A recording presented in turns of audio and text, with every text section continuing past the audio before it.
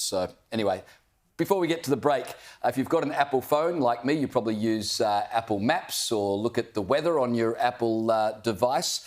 Well, Apple have been spending the last 4 years updating their maps so that they can include Indigenous place names alongside all the regular place names. And when you check the weather, you don't have to look for Australia or for Sydney or for Melbourne. You can just use the Indigenous name and it'll come up for you. There you can see an example on the screen.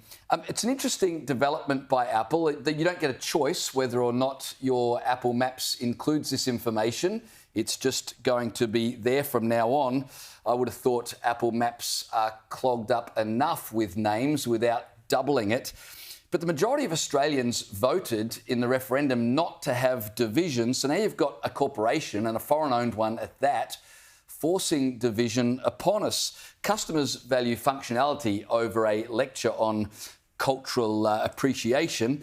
As I said, maps are already cluttered. You're just trying to get from A to B without being given all of this other information. Could I have the Indigenous term for those letters, please, James? And on top of that, Joe, you know, 60% of place names in Australia are already Indigenous names or anglicised versions of Indigenous names. Do we really need this? And what's the purpose of it? I don't think we do need it. It strikes me, I mean, of course, if people, I think it's one of those things, if people want to use those names or have the dual names, that's great. I have no problem with it really whatsoever, except for the fact that, like you say, it's really cluttered. I'm old, and so I've got weird bifocal vision as it is, and so I'm one of those old people who's constantly going, oh, what's that? So it's hard enough for me to make out where we're going. So this is ageist. That's what you're saying. It is ageist, is what it is. But it's...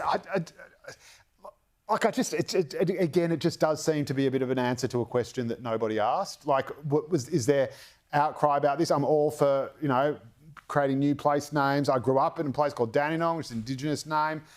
You know, the biggest development in Sydney recently was called Barangaroo, and all the stations have been given Indigenous names. Do we really need, I mean, we're kind of doing that. This seems to me just Apple showing off, hey guys, we might be a multi-billion-dollar company that won't hand over information about trolls and abusers, but we're really hip.